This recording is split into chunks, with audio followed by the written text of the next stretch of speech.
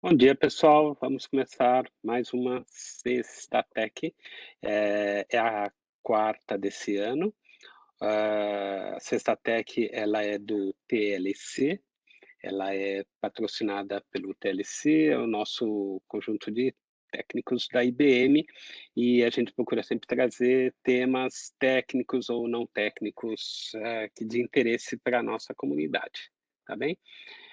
Nosso objetivo é fazer 2 apresentações por mês, então com essa quarta em fevereiro a gente fechou a cota do mês, né, na realidade a gente tem mais uma apresentação a semana que vem, depois a gente dá um spoiler aqui que vai acontecer.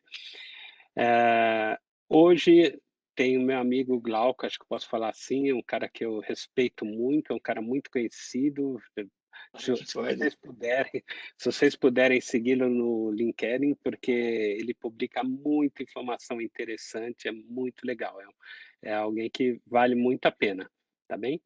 O Glauco, ele, acho que eu não me engano, mas acho que você é professor, né, Glauco, de É, faculdade, eu né? dou aula também dou aula de vez em quando.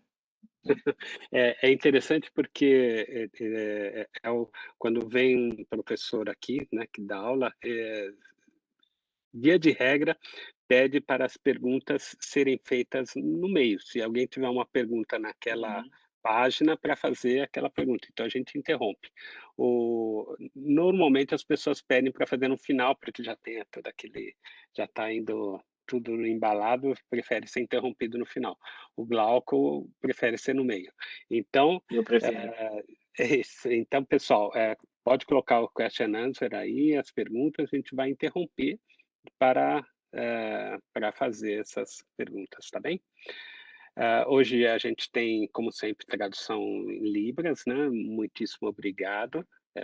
Sempre a gente faz, né, as traduções em libras, a gente usa para aprender um pouquinho libras, então olho um olho no Glauco e o outro no meu colega que está fazendo a tradução, o Niro, tá bem? Então, vamos lá. Glauco, é com você. Muito Tá obrigado. joia. Imagina, obrigado você, Eugênio. É lógico que você pode me chamar de amigo, porque eu chamo você de amigo. Gente, olha, bom dia. Meu nome é Glauco Reis e vocês vão reparar que foi retirado um pedacinho ali, porque eu ia falar de teoria dos fractais e computação natural, mas aí quando eu comecei a colocar slides aqui, eu vi que a gente ia gastar quase todo o tempo falando só sobre fractais. Então, essa história da computação natural, a gente pode até colocar isso como um outro tema depois de uma outra apresentação. Tá? É o que o Eugênio falou mesmo. Tá? Eu gostaria muito assim que vocês interagissem. Então, se tiver alguma pergunta, alguma questão, ou se tiver alguma coisa que vocês viram que é diferente, não é isso que você falou, mas eu já vi que era assim, não tem problema nenhum. Eu sou totalmente aberto em relação a essas coisas. Coloca a questão e faça a pergunta no momento em que aparecer a dúvida, porque se você deixar lá para o final, você não vai acabar não perguntando. Né? Então, eu gosto de. Depois, no finalzinho, a gente vai deixar um tempinho ainda para fazer pergunta, para uma outra pergunta que tenha ficado, mas pode ir fazendo a pergunta conforme elas forem aparecendo, tá bom? Vamos para cá, então.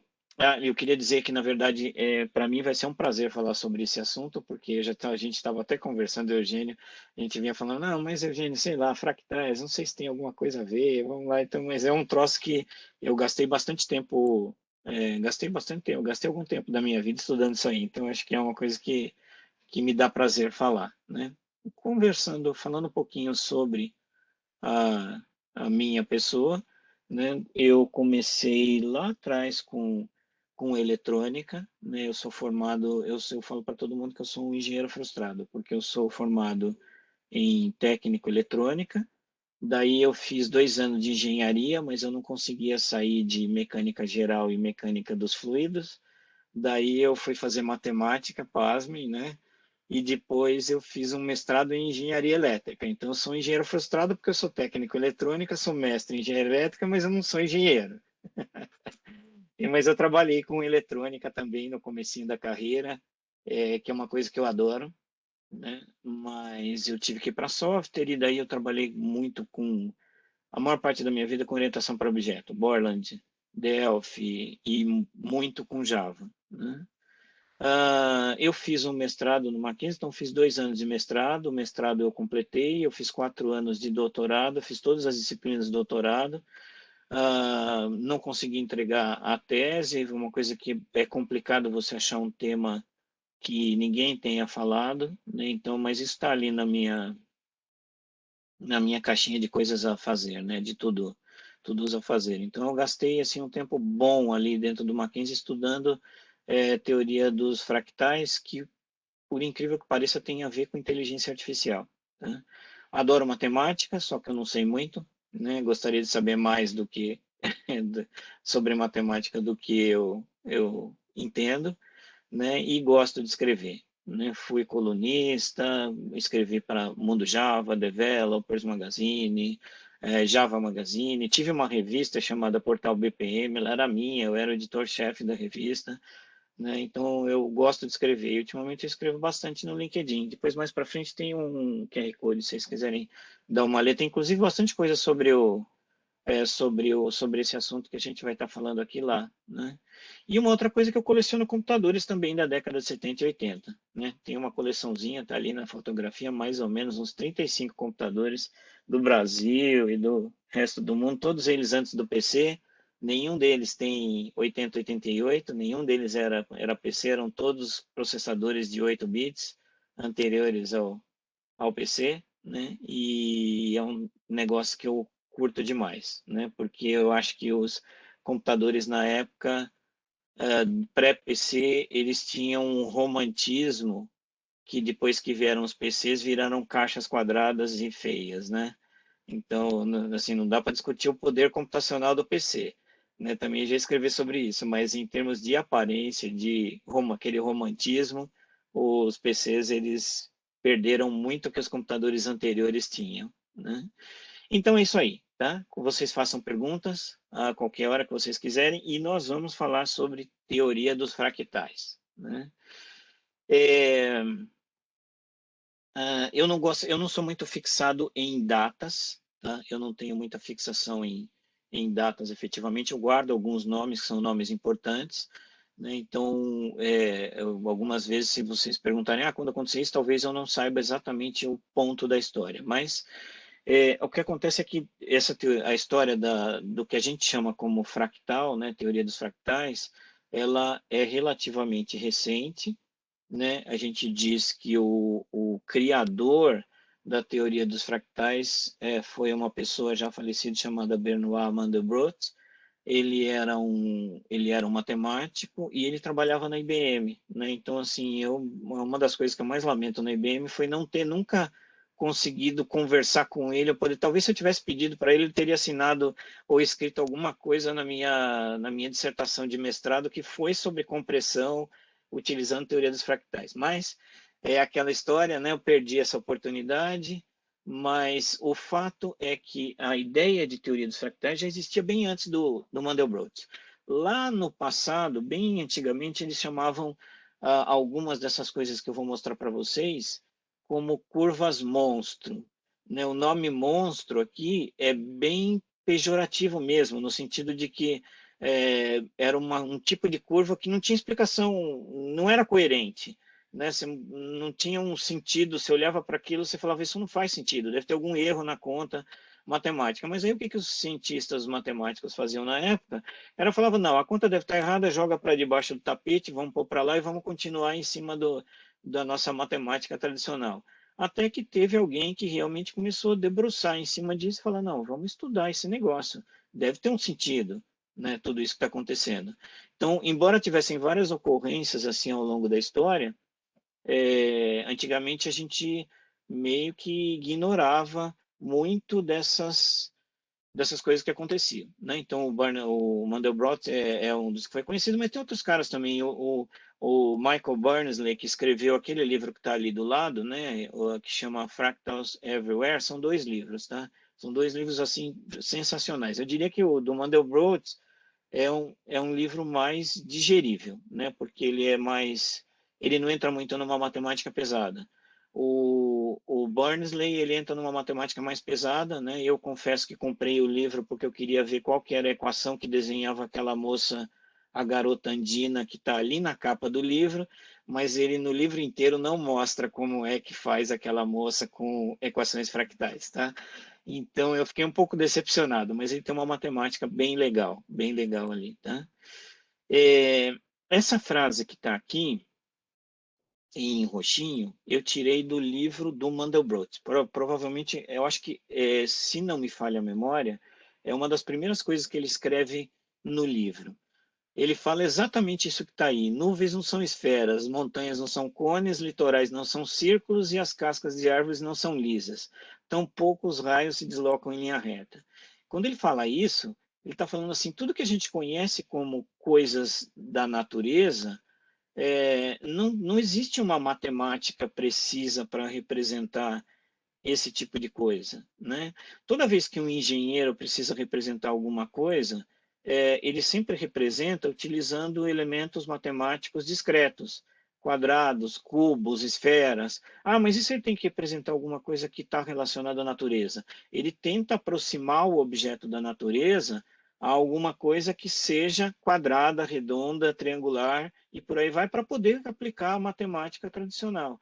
Então, assim, ele ficava meio que indignado com isso, né? O Mandelbrot, porque ele falava, cara, não é assim, né? A gente precisaria ter uma matemática que representasse a natureza, né? Então, todo o esforço dele nesse livro aí foi no sentido de tentar fomentar essa discussão para trazer essa ideia de como a gente poderia se aproximar da natureza e não fazer a natureza virar a geometria tradicional euclidiana. Tá? Então, acho que essa era a grande ideia dele. Né? E é um livro espetacular, vale muito a pena. Né?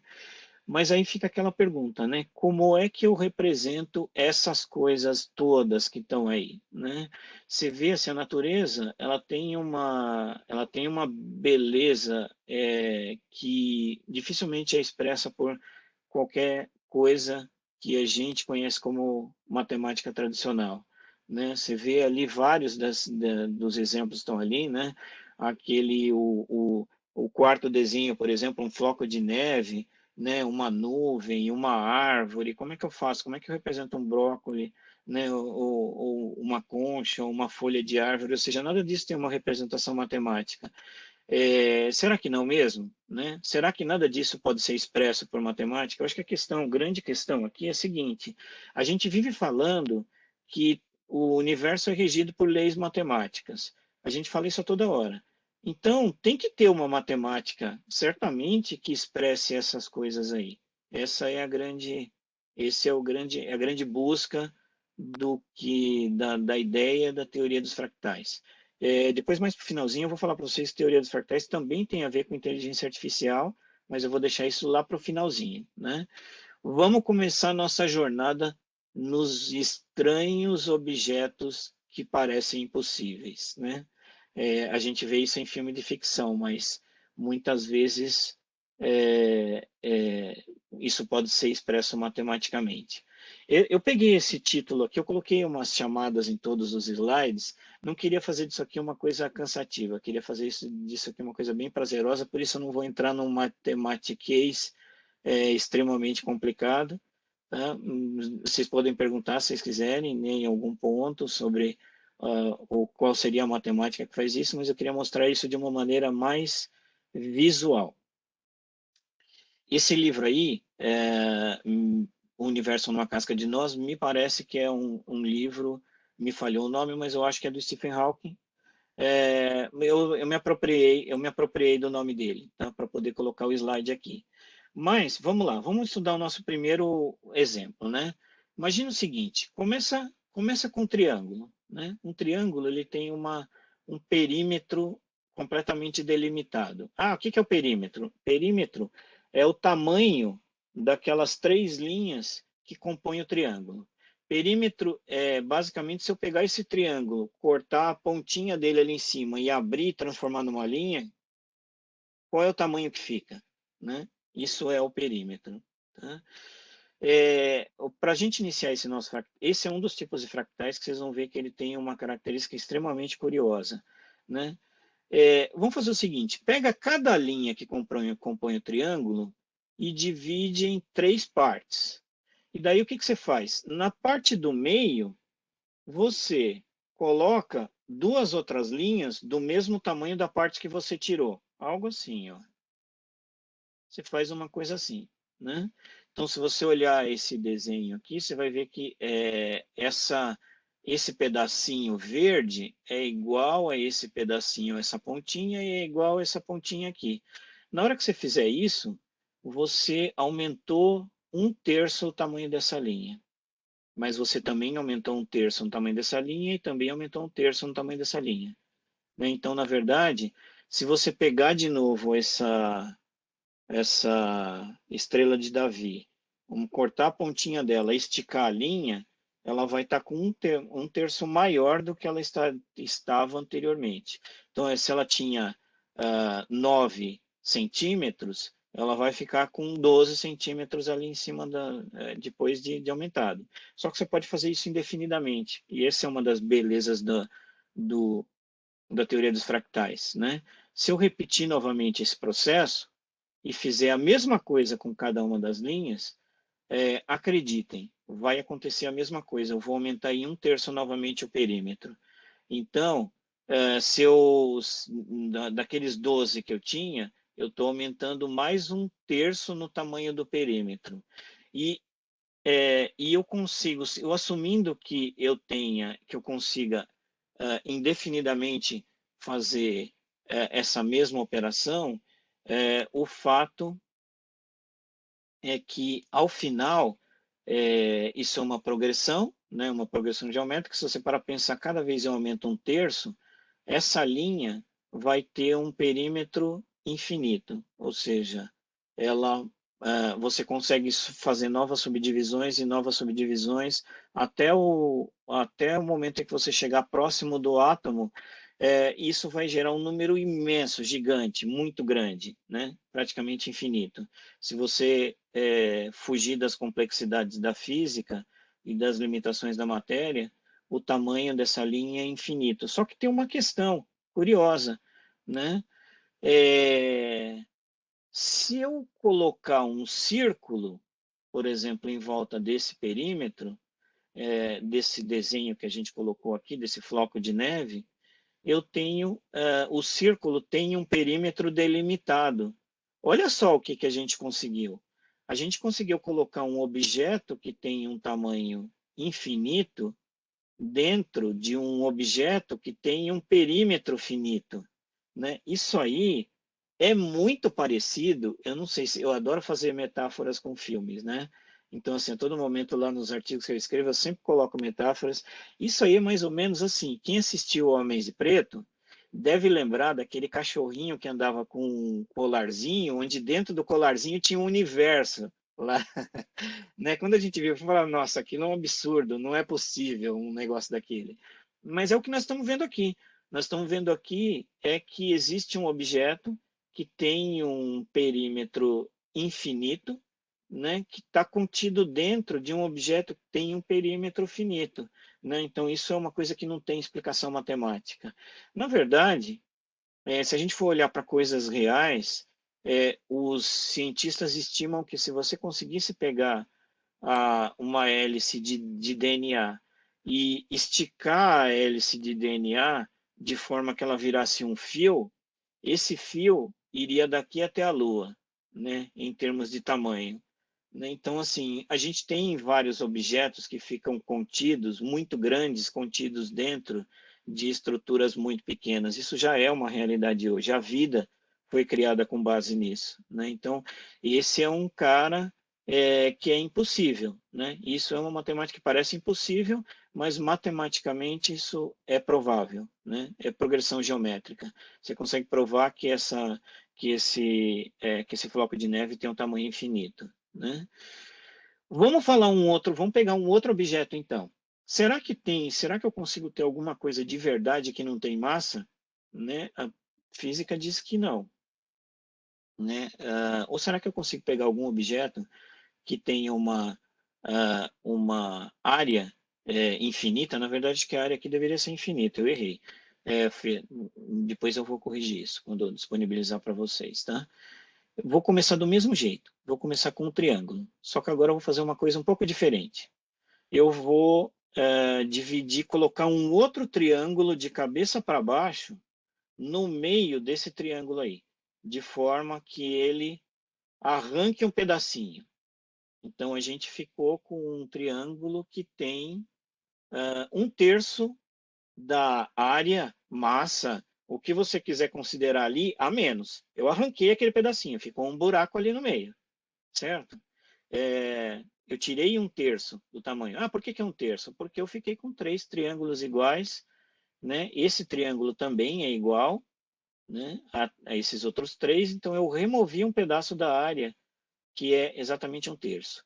E a mesma coisa, se eu fizer isso repetidas vezes, e repetidas vezes, até o infinito, eu vou chegar a ter um objeto que não tem área, ele praticamente não vai ter, a área dele vai ser tão pequena que ele vai ser basicamente formado por aqueles espaços brancos que a gente foi retirando cada um dos triângulos. Isso aí é um fractal, né? É um fractal que é chamado de triângulo de Sierpinski, né? Que é esse cara aqui do lado. Ele tem umas outras provas matemáticas muito bacanas, né? Tem um monte de coisas que podem ser explicadas ali com o triângulo de Sierpinski, além dessa explicação que eu estou dando aqui, né? Mas é muito curioso, porque o que eu poderia fazer com um negócio igual a esse, né? Imagina, por exemplo, que não fosse um triângulo. Imagina que isso fosse um cubo e que eu fosse também arrancando quadradinhos, um quadrado do centro do cubo, depois quadrados de cada um dos quadrados que sobraram e quadrados. Você criaria um outro tipo de fractal que não está, eu acho que está no próximo desenho, né? Que é a esponja de Menger, que é um fractal. Aí para que serve isso, gente? Se você conseguir construir uma esponja parecida com essa, ela vai ter a capacidade de absorver 1 milhão de vezes mais a água do que o tamanho que ela tem. Seria como se você jogasse uma esponja dessa num rio e ela sugasse toda a água que está dentro do rio para dentro da própria esponja. Isso tem aplicações imensas, né? Isso tem aplicações imensas. Ah, mas isso aí que você está falando, Glauco, não é realista. Não existe essa esponja ainda. Não existe, mas tem aplicações, por exemplo, como antenas fractais, porque os engenheiros descobriram que uma antena onde existem pontas, eu não vou usar o tecnês da engenharia, tá? Mas uma antena onde tem pontas, ela consegue propagar sinais para uma distância mais longa.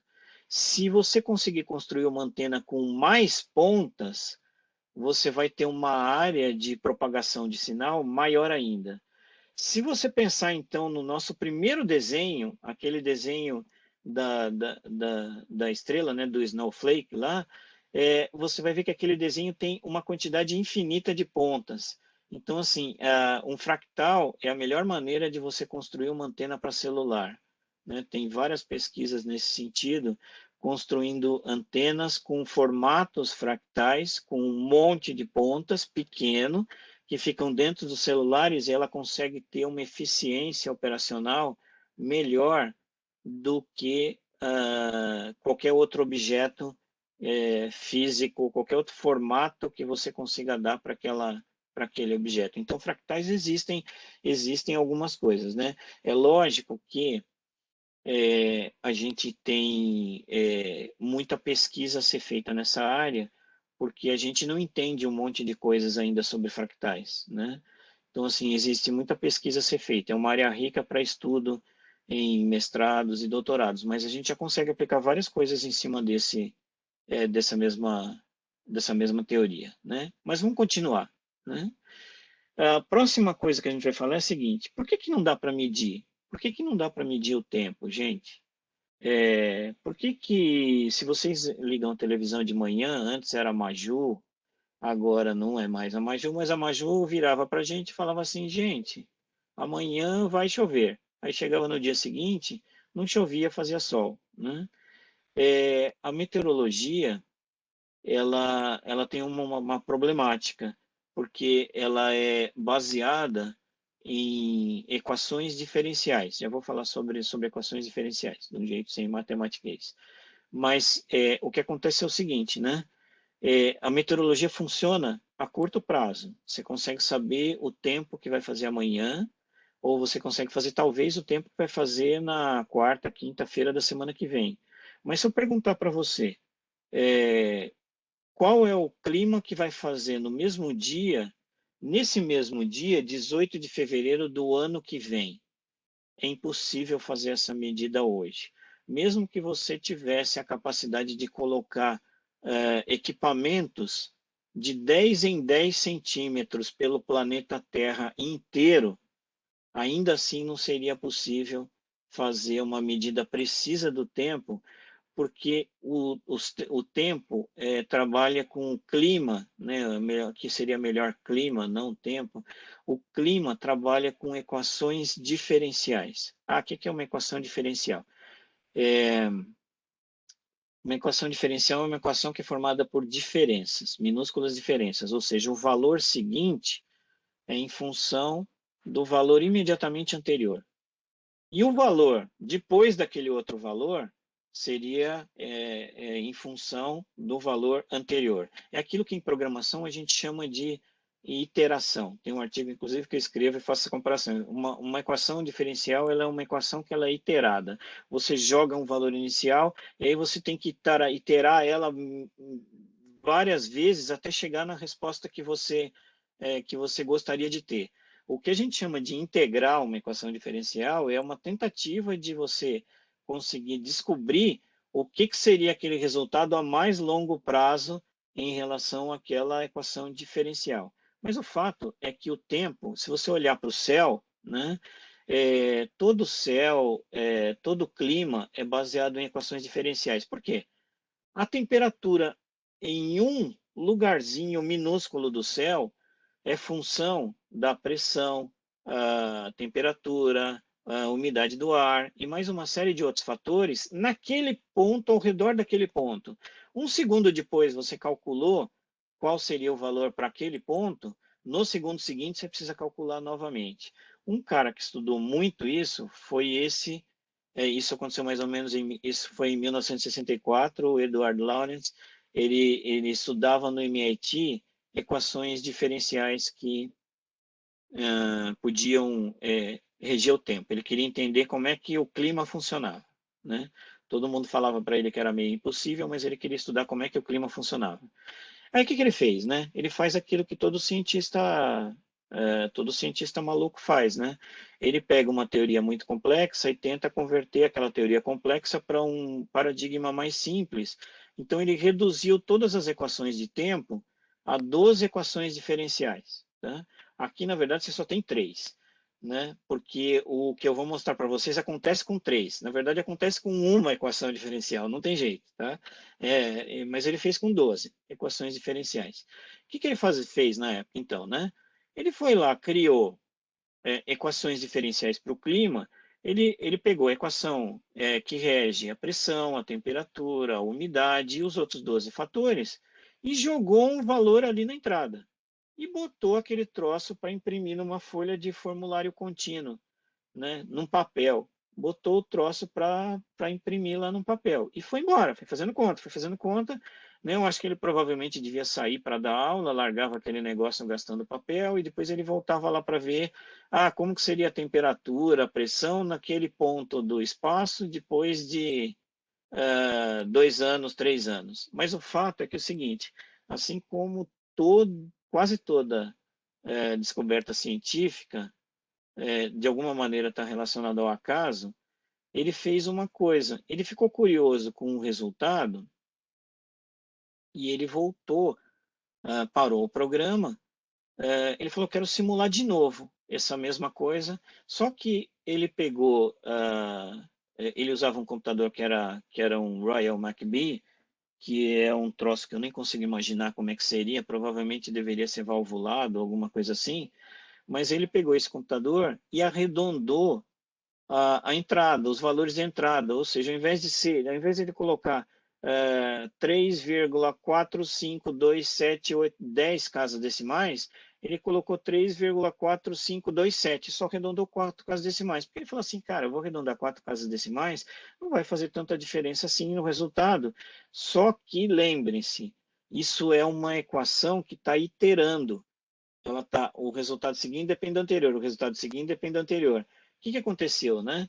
Ele obteve, quando ele executou com esses valores arredondados, com 4 casas decimais, um resultado completamente diferente. Na verdade, o comportamento da equação mudou completamente, né?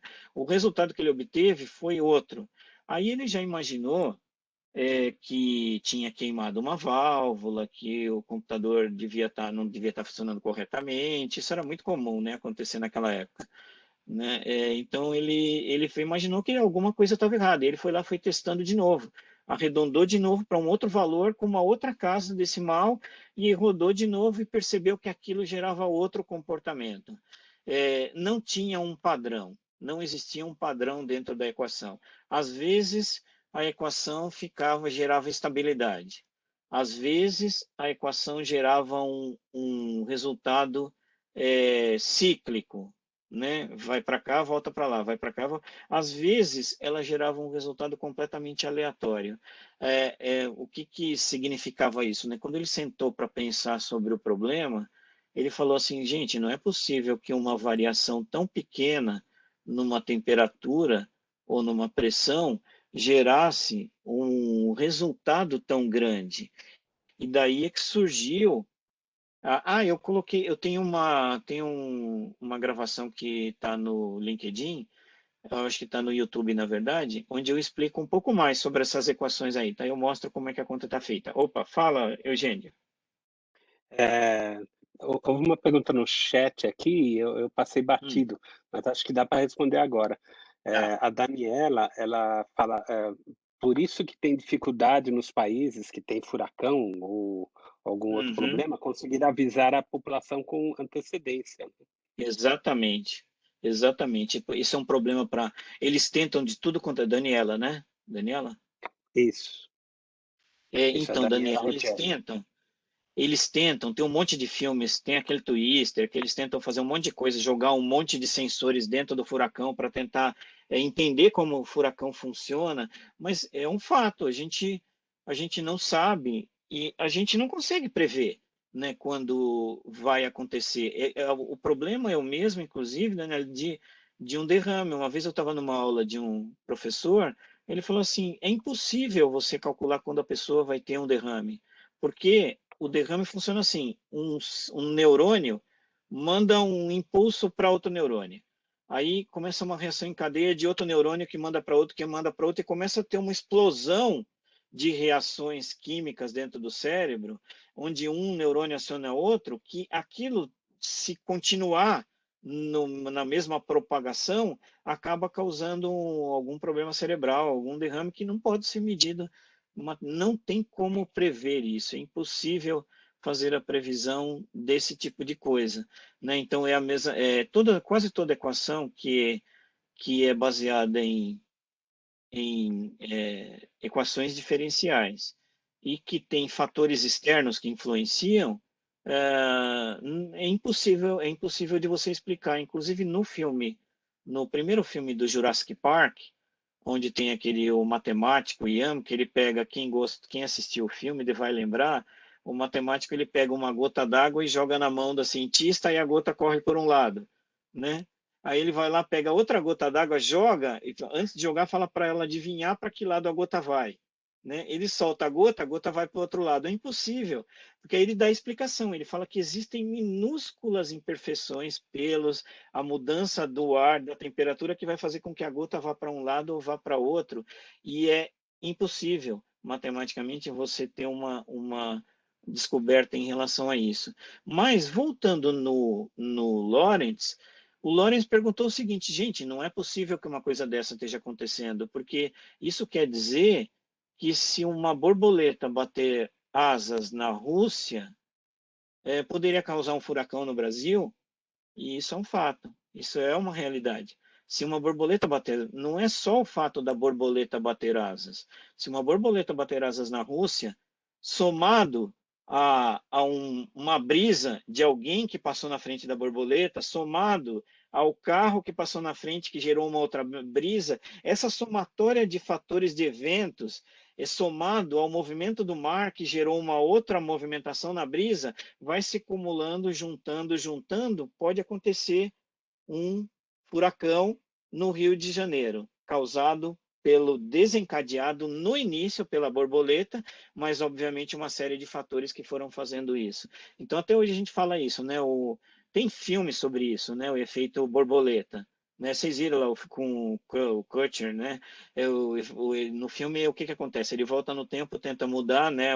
Alguma coisa que ele fez de besteira no passado, mas cada vez que ele muda, a resposta que ele tem no futuro é completamente diferente da resposta que ele queria, né? Então ele não consegue ajustar o passado de forma que ele ficasse com o que ele queria. E tem um filme sensacional que eu adoro esse filme de paixão. Ele não é muito comum, que é o Som do Trovão, né? É sensacional. Assistam quem puder assistir esse filme, assista. Né? A história é basicamente assim: eles inventam uma máquina do tempo, só que ao invés de descobrir uma coisa mais inteligente, né, do tipo saber o que aconteceu com Jesus, ou então ir lá visitar Moisés, alguma coisa assim, eles fazem uma coisa bastante fútil, né, como a gente já faz normalmente quando a gente acaba encontrando uma grande descoberta, que é ganhar dinheiro em cima da viagem no tempo. Então eles levam um monte de gente para o passado.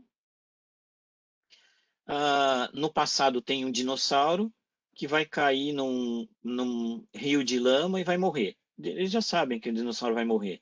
Só que eles levam armas e começam a atirar, fazer uma caçada para atirar no dinossauro, mas ele já ia morrer de qualquer maneira, o dinossauro. Infelizmente acontece uma coisa. Um dos caras que é levado para o passado fica desesperado, corre e pisa em cima de uma borboleta.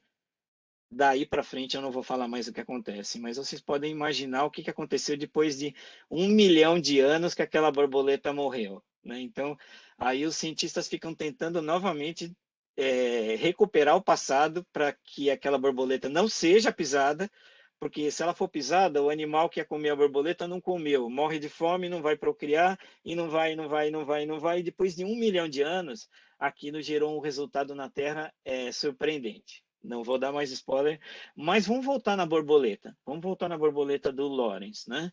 Ele fez uma coisa que é a seguinte: ele não ficou muito indignado, ele ficou indignado com isso, e aí ele pegou essas equações diferenciais e jogou num negócio que é chamado de mapa de estados, né?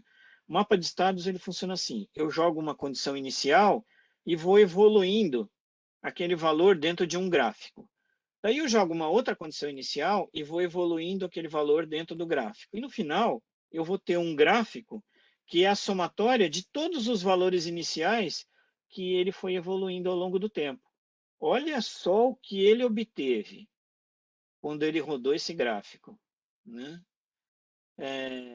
Esse foi o desenho, esse é o desenho da representação do mapa de estados daquela equação diferencial.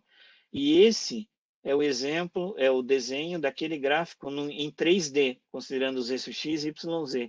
Ou seja, ele falou aquilo de uma maneira brincando que uma borboleta poderia causar um furacão, mas de verdade é uma borboleta mesmo que causa um furacão. Essa borboleta que está aqui na tela, né? O gráfico de Lorenz é uma borboleta, né? Então isso mostra como a matemática pode ser uma coisa bacana, né? Então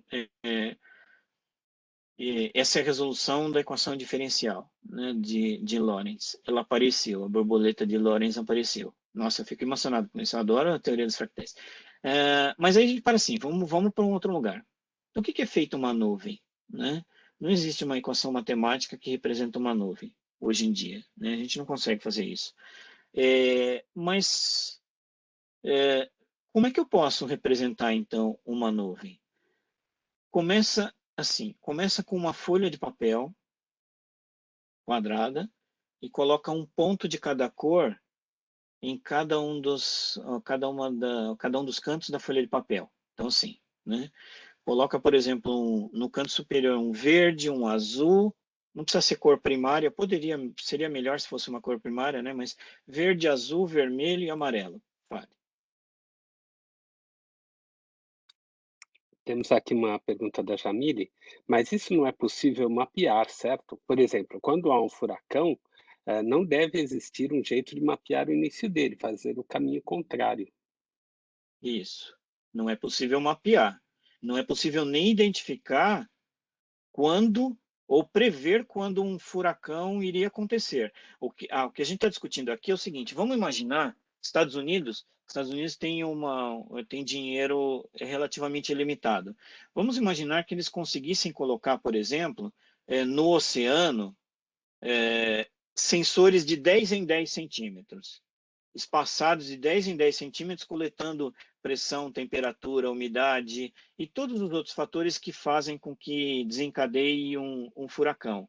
Mesmo que eles tivessem um supercomputador que coletasse esses milhões de sensores, ainda assim eles teriam dificuldade de identificar em que momento apareceria um furacão. Ele só conseguiria aparecer na hora em que o furacão já teria realmente já estaria começando a se formar, mas aí ele já se formou, ou seja, não foi uma previsão, foi uma constatação, né? Esse aqui é o problema. O problema é não conseguir fazer a previsão, né? Constatar é fantástico, mas eu gostaria de prever. Eu gostaria de saber quando iria acontecer antes que acontecesse, né? Essa matemática não existe, né? Me fiz entender? Tudo bem? Legal. Né? E tem uma série de outras coisas que também é impossível de se prever. É impossível de se prever quando vai acontecer um derrame. Então, o que que os médicos fazem, né? É impossível saber quando o coração você vai ter uma parada cardíaca, porque todos eles trabalham com o mesmo princípio. Eles usam equações diferenciais para representar cada movimento. Aí você fala assim, mas tem marca-passo. Tudo bem, mas o marca-passo não identifica se a pessoa vai ter. O marca-passo indica quando a pessoa está tendo. Antes que seja num momento muito grave, ela consegue tomar uma ação e ir para o hospital ou jogar um impulso elétrico para fazer o coração voltar ao normal, tal. Então você não descobre, mas você identifica antecipadamente. É a mesma coisa com meteorologia, é a mesma coisa com derrame, com paradas cardíacas, qualquer coisa que que seja baseada em equações diferenciais e que dependa dos fatores externos de execução. Pode falar, Virginia. Coloco. Vamos dar uma parada, que o assunto está pesado, né? Tô adorando. Tá. Só deixar aqui um spoiler para a semana que vem, que o Matias vai fazer uma apresentação interessante. Ah, Um claro, minutinho, tá bem? tudo bem. Tá. Então, Matias. Ô, pessoal, eu como Glauco adoro também matemática, números, né? Sou engenheiro eletrônico, de formação, mas o Eugênio me fez um desafio aí para fazer uma apresentação e eu resolvi vou falar sobre planejamento financeiro, a importância do planejamento financeiro, tipos de investimento, alternativas que você tem para escolher os melhores investimentos e escolhas. Então, é isso que a gente vai falar semana que vem. Espero que vocês estejam aí presentes. Obrigado. Obrigado, Matias. Obrigado, Valeu. Glauco. Vamos voltar lá. Valeu, Queimar o valeu, nosso cérebro Matias. de novo, Obrigado. vai. Vamos lá, vamos lá. Ou seja, não existe uma equação matemática que representa uma nuvem. Mas voltando na história do papel, pega uma cor diferente, quatro cores diferentes, vermelho, azul, ah, verde e amarelo, por exemplo, e coloca cada uma dessas cores numa folha de papel, né? Daí você traça uma linha entre cada um desses pontos com uma cor e bem no meio você faz um algoritmo qualquer onde você mistura as duas cores e coloca naquele ponto. Entenderam, né? Qual que é o algoritmo? Por exemplo, se eu pegar o verde e o azul, no meio eu vou colocar um ponto ciano. né, que é a mistura do verde com o azul. E eu faço a mesma coisa para cada ponto que existe dentro de uma folha de papel, da folha de papel. Depois eu pego aquele ponto que é ciano, pego o ponto que é verde, encontro onde é a metade e coloco uma outra corzinha. O que acontece na hora que a gente fizer isso? O que acontece é isso aqui, ó, né? Você obterá um negócio que é chamado de plasma. Isso é um fractal. O plasma é uma representação eficiente, entre outras coisas, de uma nuvem, né? Então, você pode não acreditar, você pode falar assim, não é possível que isso, não é possível que eu colocar uma cor intermediária, juntar dois pontos e colocar uma cor no meio. Se eu fizer isso repetidas vezes, lembre-se que o fractal ele funciona melhor quanto mais iterações você colocar dentro daquele algoritmo que você está fazendo. Então, um exemplo de um fractal, e ele tem uma coisa muito curiosa, porque você pode falar assim, tá, mas isso parece uma nuvem, mas não é igual a nuvem, porque a nuvem se move, mas aí você pode usar de um artifício, você pode se utilizar de um artifício matemático, que é o seguinte, que é você pegar todas as cores que estão, que isso funciona melhor se fosse um VGA, né? Porque no VGA você consegue configurar quais são as cores. Mas você pode fazer um negócio chamado Color Displacement, é você pode deslocar as cores para o lado. Por exemplo, aqui é vermelho, faz isso ficar um pouquinho vermelho, um pouquinho mais escuro. Aqui é rosa, faz isso aqui ficar rosa um pouquinho mais escuro. Aqui é amarelo, amarelo um pouquinho mais escuro. E todas as cores que estão aqui dentro, você desloca elas para uma cor ou um pouquinho mais intensa ou um pouco mais clara. Daí acontece isso. Se você colocar isso aqui em tons de azul e branco, isso definitivamente vira uma nuvem. Tá? A imagem que você está vendo é como, inclusive no que se refere ao comportamento, né, das nuvens, são similares a esse tipo de comportamento que você está vendo aqui. Tá? É hipnótico isso, né? Mas vamos pensar numa outra coisa, então. Né? Tá bom, nuvem você já falou. Então, e o que é uma montanha? Imagine que a gente esteja dentro de uma matrix, uma matrix de baixa resolução, matrix mesmo, aquela matrix do Keanu Reeves lá, né? Imagina que a gente está dentro de uma matrix de baixa resolução porque ela foi feita com um processador pobre, né? Aí quando que a pessoa criou o universo, o criador, né, criou o universo, ele criou o universo e colocou um monte de retas. Então todo mundo é um monte de quadradinhos, que nem aquele jogo lá, que nem aquele jogo que eu esqueci, que é formado por um monte de cubinho lá, né? Minus, eu esqueci o nome do jogo lá. Né? Que as crianças vão montando com um monte de quadradinhos. Imagine que são feitos, que o mundo fosse feito assim, né? Aí o que acontece, né? Minecraft, o pessoal tá falando do Minecraft. Minecraft. Imagina que o mundo fosse assim, Minecraft, né? Mas essa montanha, ela é uma montanha. Eu quis desenhar uma montanha com uma enseada aqui tem o mar, né? Mas eu não tinha resolução gráfica suficiente, então eu fiz isso aqui, né? Imagine que quando o universo foi criado, ele tenha sido criado com retas assim. Aí alguém, ou melhor, caiu, deslizou uma pedra e essa pedra bateu em algum lugar aqui e nesse lugar aqui formou uma pontinha. Tá? Eu vou formular isso de uma maneira matemática melhor. Imagine que eu quebre essa linha no meio e levante ela um pouquinho, faça ela virar um bico. Tá ok? Beleza. Passou mais algum tempinho, caiu uma chuva. Daí eu vou pegar as duas retas que sobraram e vou partir no meio de novo e colocar um afundado aqui, porque na hora que bateu a água, afundou. Se eu fizer isso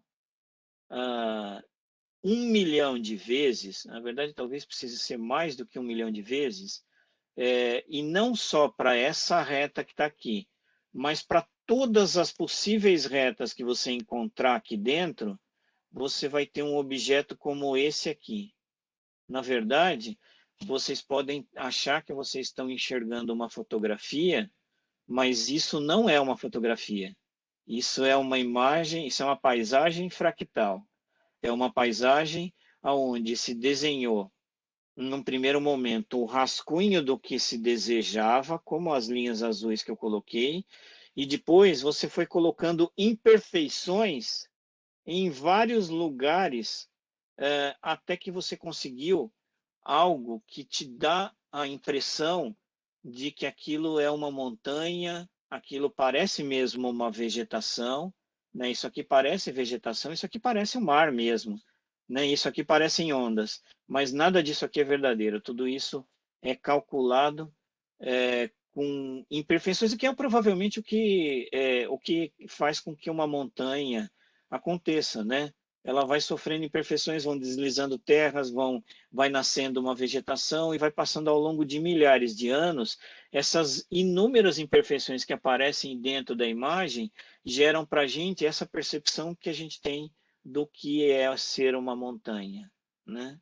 Esse também é vou reforçar o que eu falei. Isso não é uma fotografia, tá? Isso é uma imagem criada por um fractal, tá? Então a gente já conseguiu achar uma utilidade do fractal bem interessante, né? Simulação de cenários do mundo verdadeiro. Tem inclusive alguns videogames que eles aplicam algoritmos fractais para tornar a cena mais realista. Esses jogos de primeira pessoa, né, que o cara tem a metralhadora, eles têm vários deles que utilizam uma transformação fractal desse tipo para fazer com que pareça mais verdadeiro, que você olhe para o chão e o chão não pareça alguma coisa artificial, ela pareça de verdade, né? Isso é uma aplicação de uma teoria fractal, de um fractal, tá? Então, basicamente é isso, milhares de anos de evolução, e aí leva a gente à seguinte pergunta, né? Será que quando o universo foi criado, ele foi criado mesmo como um monte de retas igual ao Minecraft, e ao longo do tempo ele foi sendo arredondado até que a gente chegasse numa situação como a gente tem hoje? Difícil saber, né? Difícil saber. Aqui é uma outra imagem fractal, né? Não tenho certeza se esse pássaro que foi colocado foi um pássaro de verdade, mas essa imagem é uma imagem fractal também gerada por computador. A gente consegue um realismo bastante verdadeiro, tá? Em imagens. Agora a gente vai falar sobre uma coisa legal, que finalmente a gente vai falar sobre o Mandelbrot, que também falou sobre teoria dos fractais, mas para isso a gente precisa falar sobre um negócio que é chamado de transformação linear, né? Não vou entrar no matematiquês complicado, mas transformação linear consiste de basicamente você pegar um objeto qualquer, aqui eu tenho um triângulo, aplicar uma conta em cima de cada ponto desse objeto e fazer esse objeto se mover no espaço. Então, por exemplo, aqui eu fiz com que o objeto deslocasse para o lado e caísse um pouco para baixo. Aqui, o objeto ele foi rotacionado, ele foi deslocado e rotacionado, né? Eu consigo fazer isso com uma transformação linear para fazer o movimento que eu quiser, tá? Na verdade, quando você está trabalhando com CAD, né, a gente olha aquelas ferramentas de CAD que são bem bonitas, né? Tem a imagem, aí você rotaciona até a imagem, você vê como é que está em cima, depois você vê a parte de baixo da peça. Isso tudo, quando está sendo feito, é formado por transformações lineares. É uma matriz igual essa, com o ângulo para o qual você quer mover o ponto, e aí, se você aplicar essa multiplicação dessa matriz por cada ponto da tela, você vai obter a imagem transformada. É assim que funciona qualquer coisa que se move na tela, tá? Você está no videogame, na hora que você está naquele videogame onde você está correndo, está pulando, tem uma série de transformações lineares sendo feitas para que o Sonic consiga correr na tela, ou aquilo é feito com transformações lineares. É por isso que videogames, por isso que todo gamer, isso eu também falei no artigo lá que eu escrevi, é por isso que todo gamer, a primeira coisa que ele faz, depois de cansar de jogar o jogo todo quadradinho, ele vai lá e compra uma placa do tipo CUDA, uma placa NVIDIA, uma placa daquelas, porque essas placas têm a capacidade de processar uma matemática em paralelo. Ele faz esse monte de conta aí rapidinho. Resumindo, é isso, né? Sem uma placa dessa de processamento paralelo e matemático, o seu computador vai desenhar mais lentamente. Aí o Sonic não vai virar Sonic, vai virar o Mario Bros, né? Por isso que a gente precisa, ou todo jogador tem um uso intensivo de computação. Mas e daí, né? E o que transformação linear tem a ver com fractal? Tem a ver uma coisa, né? Esse carinha chamado Michael Barnsley fez uma coisa assim, né? Olha o pensamento do maluco, né?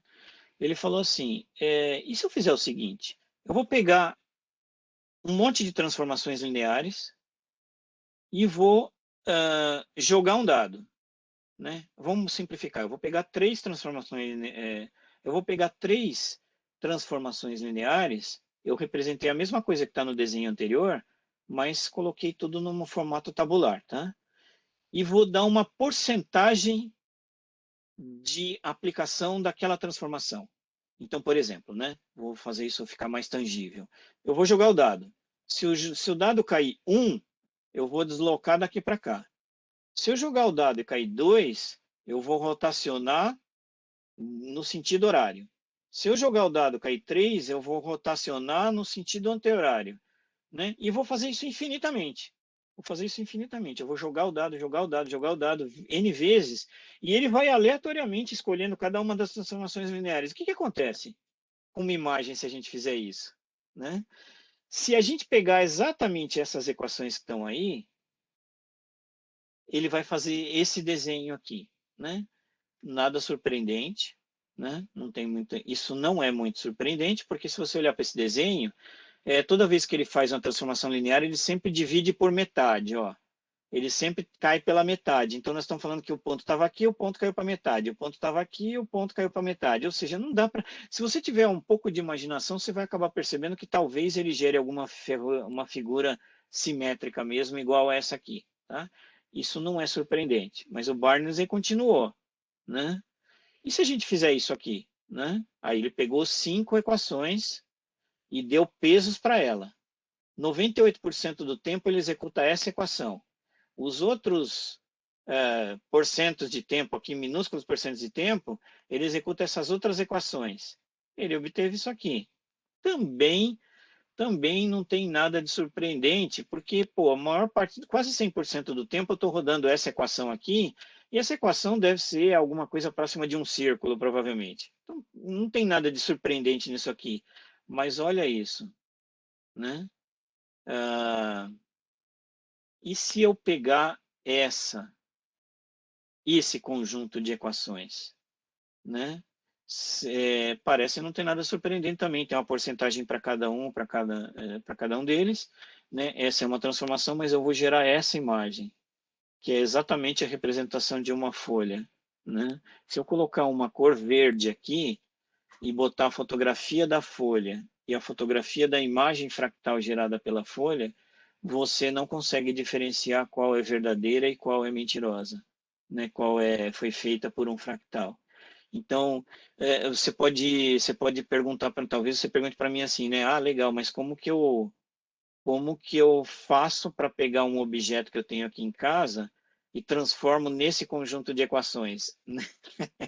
Se eu conseguisse fazer isso, eu inventaria um algoritmo de compressão fractal mais eficiente do universo, porque eu conseguiria guardar com 1, 2, 3, 4, 5, 10, 15, sei lá, 25 bytes, eu conseguiria guardar toda a imagem da folha, né?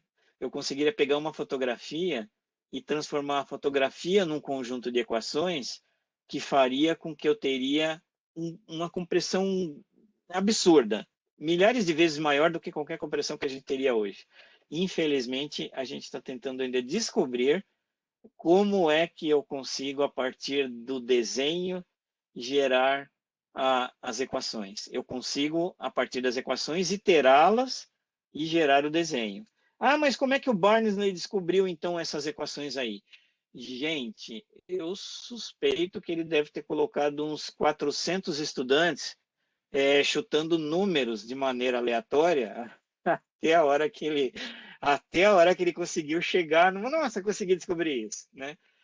Sabe aquela história de que se você colocar um bilhão de macacos em frente a uma máquina fotográfica, e depois de um bilhão de anos, você vai ter uma obra de Shakespeare? Foi mais ou menos o que aconteceu, né, com Barnes. Não existe uma heurística para chegar a esse cálculo, mas esse aqui é mais surpreendente ainda. Se eu jogar isso, são só 4 equações, olha. São 4 equações, 85% do tempo eu passo nessa. Esse número aqui dá dá 1%, menos de 1% do tempo eu fico nessa. O que acontece se eu rodar essa equação? Isso aqui. Olha só que coisa, gente. Ela é uma representação perfeita. E se você colocar cor, é a mesma imagem fractal onde foi colocado cores e uma tonalidade de marrom para uma das equações para poder gerar o caule. A equação que gera o caule é essa aqui, ó. Essa que tem o zero. A gente sabe, tá? A gente sabe qual equação gera o caule. Eu sei que essa equação 0000 vai fazer com que essa linha apareça. Tá? Mas eu não consigo pegar uma imagem e de alguma maneira colocar uma matemática que eu descubra como eu chego na equação. E tem uma coisa mais legal ainda. Se eu mudar ligeiramente esses fatores, se eu mudar esses fatores, aumentar um pouquinho, diminuir um pouquinho cada um desses fatores, eu faço com que essa imagem balance, como se fosse uma folha balançando no vento. E daí a gente fica pensando, né? Gente, será que porque a vida, ela é formada pela multiplicação de células, concordam? Quando o ser humano nasce, ele nasce de um único óvulo, né? Aí aquele óvulo vai multiplicando, novas células vão sendo criadas, essas células se multiplicam das células anteriores e cada vez vai aumentando mais até criar a criatura, né? Os órgãos e depois a criatura. A mesma coisa uma flor, uma folha. Será que dentro das células dos seres humanos tem uma conta matemática que define como é o nosso formato? Se a gente conseguisse descobrir isso, a gente resolveria basicamente todos os problemas de deformidade física que acontecem no ser humano. Olha só que coisa impressionante, né? Infelizmente, os cientistas estudam ainda isso, né? Como que eu consigo ter outros objetos como é que eu consigo mimetizar outros objetos. Inclusive, naquela fotografia do Barnsley, que está lá no começo, você vai ver que a garota andina, no ombro dela aqui, onde ela tem um cachecol, ela tem pedaços dessa flor representando como o cachecol foi feito. Tá? Depois eu volto lá no comecinho para mostrar para vocês. Né? Então, isso é um fractal. Esse fractal é chamado de IFS, né, que chama Iterated Function System, mas é essencialmente um conjunto de transformações lineares que você vai aplicando ela recorrentemente de uma maneira aleatória, porque eu estou jogando um dado. Você pode virar para mim, pô, mas e se eu rodar 1000 vezes esse, só 10 esse? Vai gerar a mesma flor, vai gerar a mesma folha. Ou seja, não importa o número de vezes que você rodar, desde que ele tenha essa porcentagem e a distribuição seja randômica, ainda assim ele vai gerar a mesma folha. Na verdade, eu vou confessar uma coisa para vocês. Se você jogar fora essa porcentagem e você aplicar a mesma equação para todos os pontos, vai gerar a mesma imagem. Não importa o que você faça, você vai gerar a mesma imagem, sempre. Né? E qual é o tamanho de uma costa marítima? Né? Esse tipo de pesquisa começou quando os cientistas tentaram descobrir, escuta, a gente precisa entender como é que funcionam as moléculas no gás, porque isso é importante, né? Eu preciso saber quando eu coloco um gás dentro de um invólucro, quanto de gás eu posso colocar, o quanto pode ser comprimido, o quanto não pode, o quanto se ele se expande, como que funciona. Né? Então eles tentaram entender como é que funcionava a dinâmica do gás, né? Aí eles pegaram, fluido é a mesma coisa, tá? Gás ou fluido, né? Eles funcionam com o mesmo princípio. Aí eles falaram assim, poxa vida, para a gente tentar entender isso, vamos pegar uma partícula, só essa que está amarelinha aqui, ó, e vamos ficar acompanhando essa partícula ao longo do tempo. né? Foi o que os cientistas fizeram. Na hora que eles fizeram isso, eles descobriram que ela segue um comportamento normal. O que quer dizer isso, né?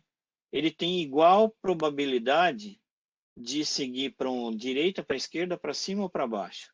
É como se eu jogasse um dado com 4 números e, dependendo do número que desse, eu fizesse um movimento para um sentido ou para outro sentido, né? Então, essa é a representação de uma dessas partículas num espaço de 2D, né?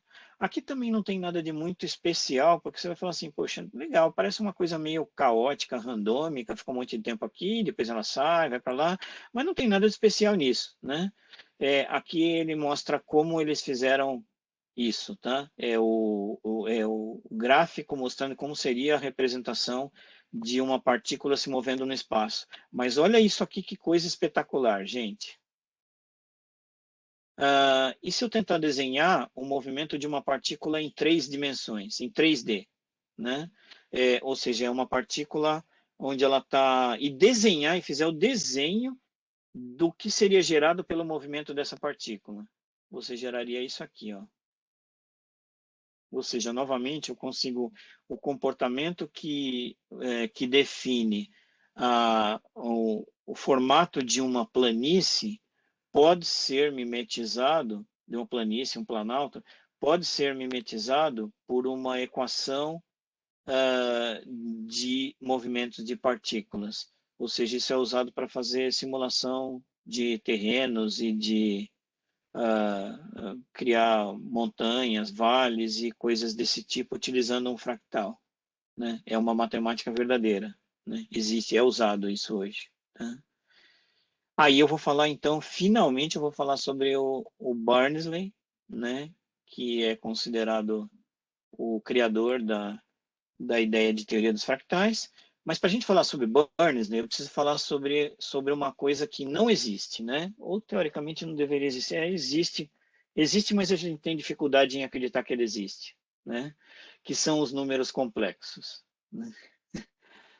O número complexo, essencialmente, é um número que, no começo, ele era chamado de imaginário, né? Era meio ofensivo, foi chamado de imaginário porque falavam, não existe, é só nossa imaginação. Depois eles tentaram mudar isso para números complexos, ficou mais elegante, talvez, né? Deu uma sensação de precisão maior do que número imaginário, né? Mas o que é um número imaginário? Quando você resolve uma equação do segundo grau, eu vou colocar todos eles aqui, aí eu explico, tá? Quando você coloca uma equação, quando você resolve uma equação de segundo grau, todo mundo deve ter decorado, eu não sei vocês, tá? Mas assim, essa fórmula queimou algum tipo de fusível no meu cérebro que, assim, basta que ela apareça, você já vem o nome. Pode não lembrar que é Bhaskara, tá? Você pode não lembrar que o nome é Bhaskara, mas não importa, né? Como é que eu calculo uma equação de segundo grau? Não, B ao quadrado menos 4AC. Todo mundo decorou. B ao quadrado menos 4AC deve ser a coisa mais queimada no cérebro das pessoas, né? O problema é o seguinte: toda equação de segundo grau pode ser resolvida pela equação de Bhaskara, que é essa aqui. O problema acontece quando esse termo que está dentro da raiz, que é o... Você quer falar alguma coisa, Eugênio? Não? Não, Tá. estou substituindo o intérprete. Obrigado. Tá bom. O que acontece é o seguinte: quando esse valor b ao quadrado menos 4ac dá negativo, esse é o problema. Qual que é a raiz de um número negativo? Especificamente, qual que é a raiz de menos 1? A raiz de menos 1 não existe, porque se eu multiplicar... O que é a raiz quadrada? A raiz quadrada é um número que, se você multiplicar por ele mesmo, dá aquele valor da raiz. Então, se eu pegar um 1 e multiplicar por 1, dá 1, que não é menos 1. Se eu pegar menos 1 e multiplicar por menos 1, dá 1, que também não é menos 1. Não existe um número que, multiplicado por ele mesmo, dê menos 1. Portanto, a raiz quadrada de menos 1 não existe. Né? Não existe forma de calcular a raiz de menos 1. Aí o que acontece, né? no começo, os cientistas acreditavam, os matemáticos acreditavam que esquece, né? Toda vez que der uma conta que o resultado é raiz de -1, não é possível calcular, não tem um resultado, essa equação não tem um resultado válido. Só que o problema que eles descobriram é o seguinte, depois, né? Eles tentaram fazer o seguinte, tá, vamos pegar o que é raiz de -1 e vamos ignorar. Eu não quero calcular a raiz de -1, vamos chamar ela de i, vamos chamar de uma letra, i. Toda vez que der raiz de -1, eu converto para i e acabou, né? Se você, surpreendentemente, se você aplicar a fórmula de Bhaskara usando a letra i, ou qualquer outra equação de segundo grau, os resultados ficam coerentes, porque na prática acaba cancelando um i com outro i, se acaba dividindo i por i, dá 1, as equações acabam tendo sentido. Portanto, faz sentido ter a letra i. Ou seja, a equação é resolvível. Você consegue ir na equação, achar a raiz e voltar a aplicar a raiz na equação e encontrar o zero. Então, assim, isso fez com que os matemáticos falam assim, não é possível que o i não exista, né? O i existe porque eu consigo ir na equação e eu consigo voltar. Eu só não consigo calcular a raiz de -1, mas não tem problema. Vamos dar uma letra para esse raiz de -1 e vamos usar ele na equação. Só que na hora que a gente fez isso, a gente criou um problemão, porque 4 é diferente de 4i. O 4i é o 4 imaginário. E o 4 é o 4 real. É como se você olhasse para um gráfico, né? Um gráfico, e nesse gráfico você tivesse uma reta para o eixo dos reais e uma reta para o eixo dos imaginários. Você deixou de ter só uma reta com números e você passou a ter duas retas, onde cada uma delas expressa um real e um imaginário. Fica mais complicado para fazer desenhos porque a gente tem dificuldade de enxergar gráficos em números complexos. Tá? Só quis dar essa introdução, ou seja, para que a gente falasse sobre o Mandelbrot, porque o Mandelbrot fez uma coisa magnífica. Ele falou assim, gente, eu preciso entender como que eu enxergo os números complexos. Então ele pegou uma equação de segundo grau, né, e fez o seguinte, poxa, como que eu consigo representar todas as possibilidades que eu teria com números reais, números complexos, ou por aí vai, né? Então ele fez o seguinte, ele pegou e dividiu a tela num quadriculado. O primeiro ponto no canto superior esquerdo é o ponto 00. Aí eu pego 00 e jogo numa equação de segundo grau, com números complexos, né? Quando eu jogo e itero. Então, eu jogo e deu o resultado, eu jogo de novo, deu o resultado, jogo de novo, deu o resultado, eu jogo de novo, até que chega uma hora em que ou esse número vai estabilizar, ou esse número vai tender para infinito. Ou talvez esse número fique oscilando entre um e outro. Lembra da outra equação que a gente fez? Ele deu cores para isso. Ele falou assim, se for verde, parou no 4. Se ficar preto, quer dizer que foi para infinito. Se ficar branco, quer dizer que é 1. Ele deu cores e ele foi aplicando para cada ponto. Aí eu pego o ponto 1, 0 e jogo na equação e itero novamente. Na hora que ele fez isso, ele obteve isso aqui, ó, que é uma imagem que provavelmente todo mundo viu alguma vez na vida, que é o fractal de Mandelbrot. Então, na verdade, o que você está vendo aqui, é dependendo da cor que você enxerga, dois valores que foram imputados na equação chegaram numa estabilidade ou foram para infinito, né? Se ele ficou oscilando entre um e outro, ele para num determinado momento e fala, quando ele encontra a repetição, ele para e estipula uma cor, a cor daquele número que apareceu. Até aí, gente, não é tão surpreendente assim. Bom, é surpreendente sim, né? Ninguém tinha ideia, na verdade, de que assim seria uma imagem desse tipo, né? Isso prova, isso deve ter desapontado o Mandelbrot, porque, olhando para esse gráfico, não existe uma heurística que defina quando um ponto vai para infinito, quando um ponto vai estabilizar ou quando um ponto vai ficar estável numa determinada situação. Não existe uma heurística, não tem como representar isso, e é pior, porque se eu fizer o seguinte, né? Aqui, imagina que aqui começa o ponto 00 no canto superior e ele vem até o ponto 0.1000. E se eu der um zoom? O que é fazer o zoom? Fazer o zoom é eu pegar, ao invés de ir para 0 até 1000, eu vou de 0 até 500, mas com 1000 números. Antes eu não ia 0, 1, 2, 3, 4, agora eu vou 0, meio, 1, 2, 1,5, 2, 2,5, 3, 3,5. Então eu tenho 1000 números até 500. E aí eu faço um zoom de novo, até 250. O que acontece na hora que eu fizer isso com essa equação? Isso aqui, ó. O que vocês estão vendo, na verdade, é um zoom, eu colocando números cada vez menores e calculando a iteração e jogando cores para cada um desses números. Você pode encontrar essas equações com outros valores de cores, mas o resultado prático é que não existe estabilidade. Nem que eu chegar no nível do átomo, não existe estabilidade. Ele vai sempre gerar padrões, cada vez sempre complexos, e não importa se você colocar 0,1 ou 0,00001, sempre a instabilidade vai acabar aparecendo. É isso que a gente está vendo aqui, né? No formato de um zoom, né? Isso não vai acabar, tá? Isso não vai acabar. É que o vídeo acaba num determinado ponto aqui na frente, mas o fato é que eu poderia, basta que eu tenha precisão aritmética, que eu tenha um processador, um coprocessador que consiga ter 1 milhão de casas decimais. Se eu tiver 1 milhão de casas decimais, isso vai continuar e vai continuar e vai continuar indefinidamente, né? Isso é legal, né? Isso é legal. Essa foi a descoberta do Mandelbrot, né?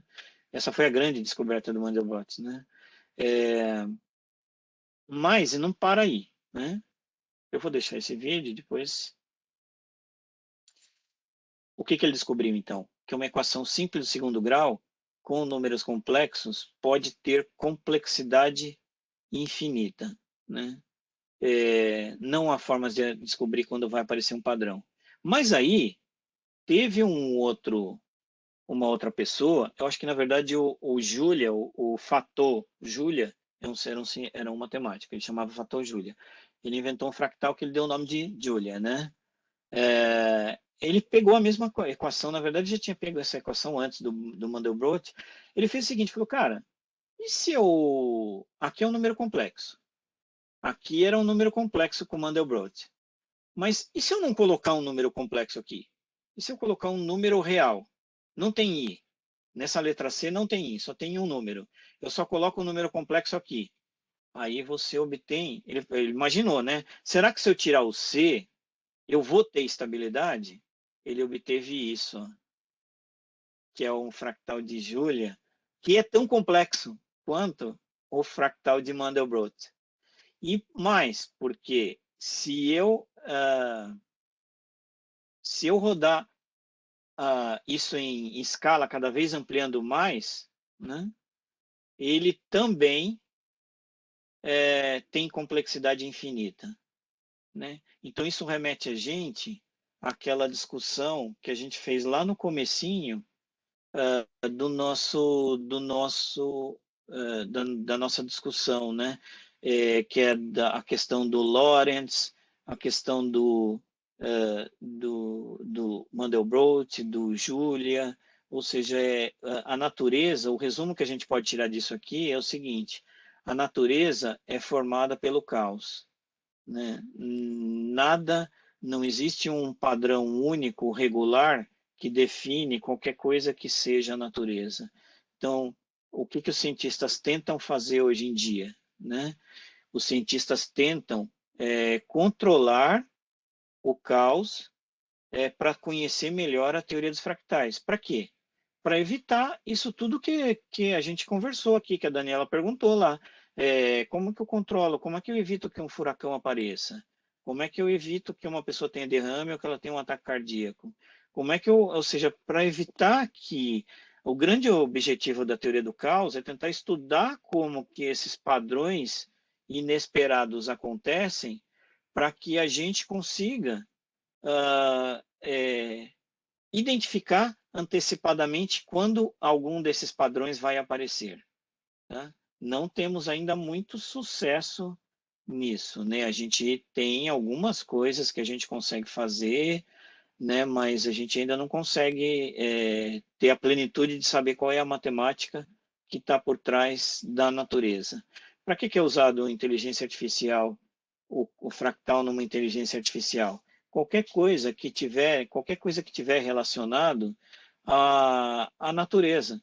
Eu quero identificar um gato, né? Eu quero identificar uma paisagem, eu quero saber que tem um mar ali. Se eu consigo treinar a inteligência, a rede neural, para que ela identifique o IFS da imagem ao invés da imagem, eu consigo mais eficientemente identificar um monte de outros cenários onde apareceria aquele mar. Ou seja, a ideia básica é que ao invés de eu identificar o mar, eu não identifico o mar, eu identifico um padrão fractal que representa o mar. E é isso que eu jogo dentro de uma rede neural. Se ele souber o que é o padrão fractal, toda vez que ele olhar para o mar, qualquer tipo de mar, seja um mar verde, azul, tenha muita onda, pouca onda, ele encontra aquele mesmo padrão que está programado na rede neural e, portanto, ele consegue ter uma variação de identificações muito maior do que a gente teria jogando um monte de imagens secas ou estáticas para uma rede neural. Tá? Esse é um dos usos e tem até um artigo aqui, um link para um artigo, né? Isso vale para várias áreas da medicina, por exemplo. Como é que uma rede neural consegue identificar que uma pessoa tem um problema, pode ter um problema de coração? Se você olhar para os vasos sanguíneos que existem dentro do corpo humano, próximos ao coração, ou dentro do pulmão, vocês vão encontrar uma distribuição fractal ali dentro. Então, se eu consigo transformar a radiografia ou aquela imagem das veias de uma pessoa num padrão, eu consigo identificar imperfeições na estrutura fractal dela, de forma que aquilo provavelmente indique que ela tem uma tendência a ter um problema cardíaco, tem uma tendência a ter um problema pulmonar. Né? Então, isso tem a ver muito com a inteligência artificial. E é isso, é isso. Eu deixei alguns links aqui. Esse cara aqui, você vai cair num link onde tem um monte de artigos meus.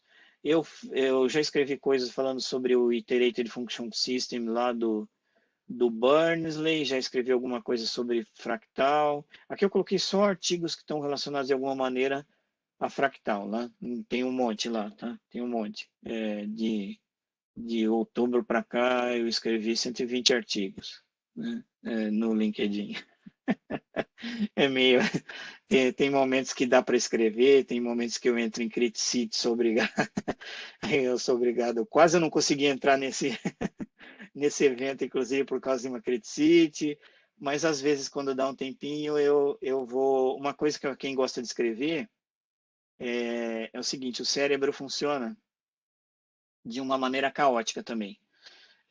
Se você tem uma ideia, se acordou à noite e teve uma ideia de uma coisa fantástica, pode ser maluca, pode ser a coisa mais maluca que você encontrou.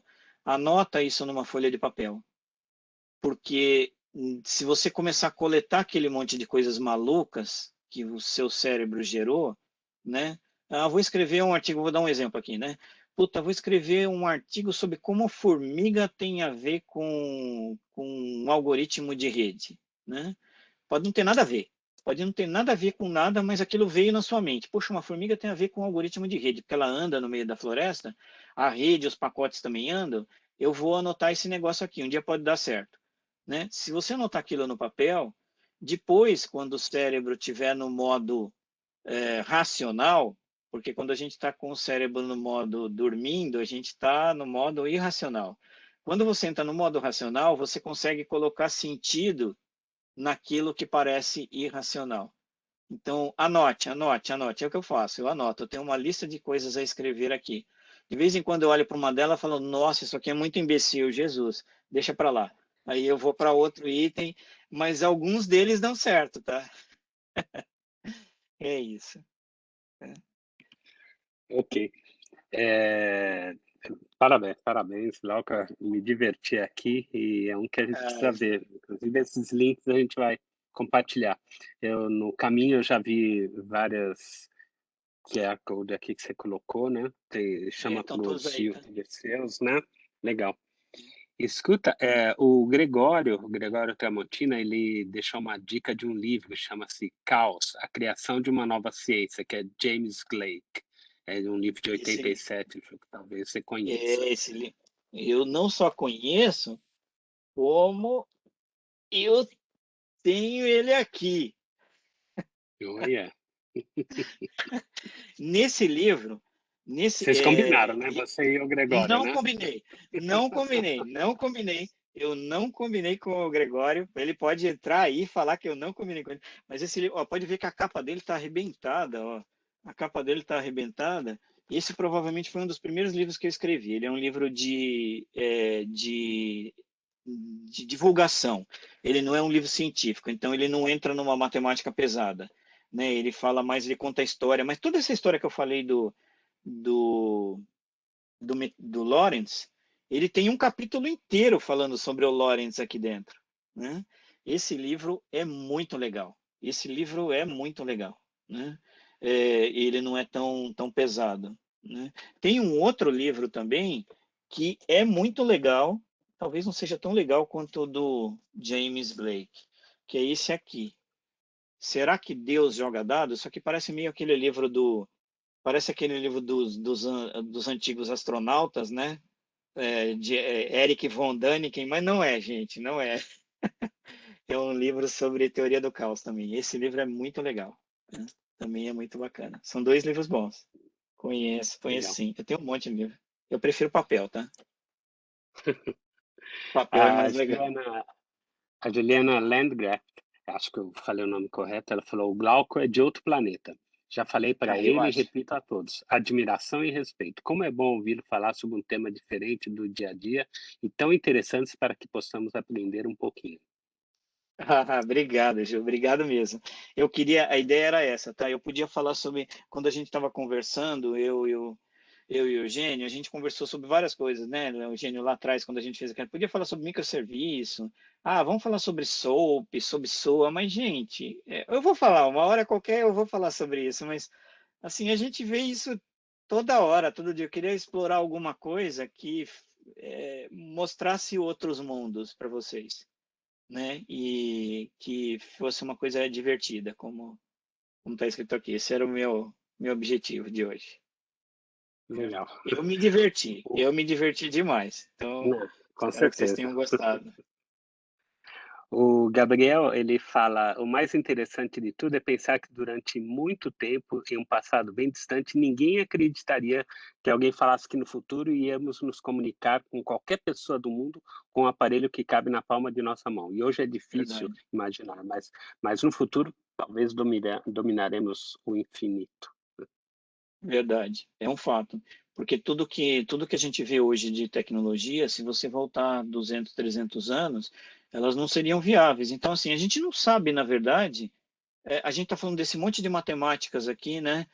Quem sabe se daqui 100 anos ou 150 anos a gente não vai conseguir gerar a equação matemática que a célula usa para processar, para construir o ser humano. Se a gente conseguir saber quais são as equações matemáticas que a célula usa, a gente conseguiria, com alguma substância química, interferir na equação de forma que você não, não tratasse as doenças, mas você evitasse que as doenças acontecessem, né? Esse é o grande avanço da medicina. Medicina não é, embora as indústrias farmacêuticas adorem ficar dando remédios homeopáticos, né? Mas assim, os cientistas de verdade que gostam da medicina querem encontrar a cura, né, das doenças, não o tratamento das doenças. O tratamento é o paliativo, né? Mas é um fato, é um fato. A Jade, ela comunica mais ou menos isso, ela fala mais ou menos isso. Acho que com a computação quântica vamos ter mais sucesso em encontrar os sinais de padrão para desencadeamento de eventos que ainda não temos como prever. Pode ser. Pode ser. A computação quântica, assim, é importante que vocês saibam disso, né? Mas a computação quântica não resolve todo tipo de problema. Ela resolve basicamente aquele tipo de problema onde você tem uma explosão combinacional. Então, assim, aquele tipo de problema onde você tem uma quantidade imensa de combinações, você precisa testar todas, a computação quântica é legal. Mas aquele tipo de computação que você tem que processar em série, né?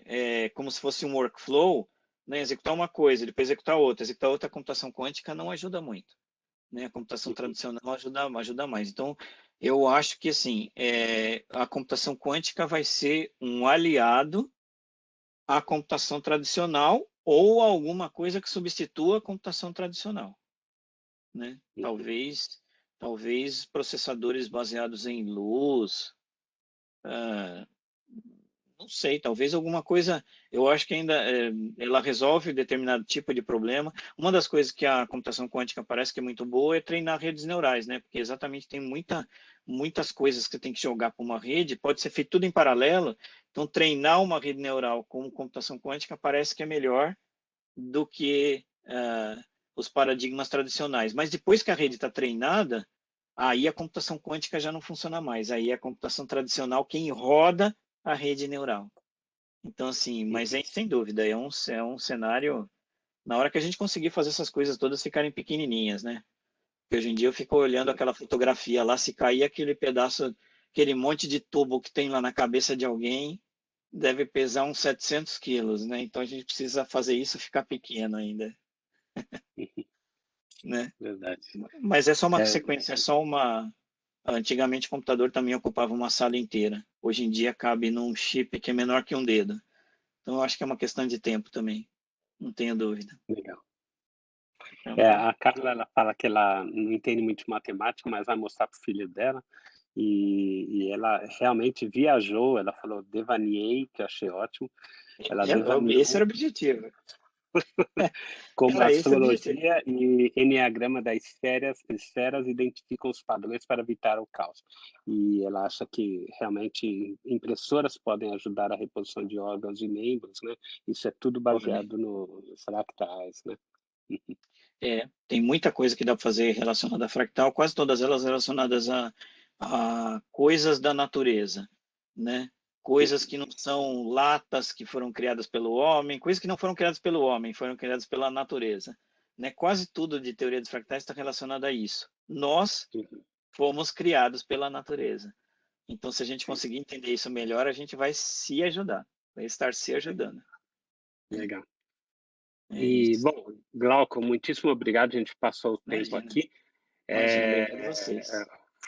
o Glauco e eu, a gente está namorando para fazer esse evento já há um bom tempo e Bom finalmente tempo. conseguimos abrir uma janela na agenda dele. Muitíssimo obrado, meu caro. Imagina, obrigado eu. Luiz, muitíssimo obrigado pela tradução, sempre eficiente. Eu estava comentando aqui com o professor de Libras meu, né, que teve uma hora que você falou que como a gente pode prever o tempo, e a tradução foi falar de tempo de relógio, De mas na tempo de realidade você está relógio. falando de clima. Pois é, Eu mas achei aí, muito olha, engraçado. aí eu tenho que falar que a culpa foi minha, tá? A culpa foi minha. Ali o termo não deveria ser tempo, talvez eu devesse colocar clima mesmo, porque tempo dá a É, sensação de horas, né? Não exato.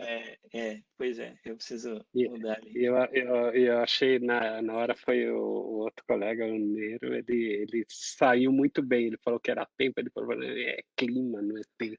É clima, Bárbaro. é clima. Eu vou mudar a apresentação para colocar clima, mas obrigado. Muitíssimo obrigado, pessoal. Vou mandar a tradução. Obrigado, viu? Tudo. Vou mandar. Caiu o meu. Vou mandar tudo hoje para o pessoal, tá bom? Tá E bom. vou parar Eu vou agora para a passar, gente. eu vou passar essa apresentação para você, Eugênio, assim, e você não tem nenhum problema de disponibilizar ela para eles, tá? Tá, Pode. mui- muitíssimo obrigado, pessoal. Eu não sei. Acabou a minha bateria do coisa. Muitíssimo obrigado, pessoal. Até a próxima. Obrigado, gente.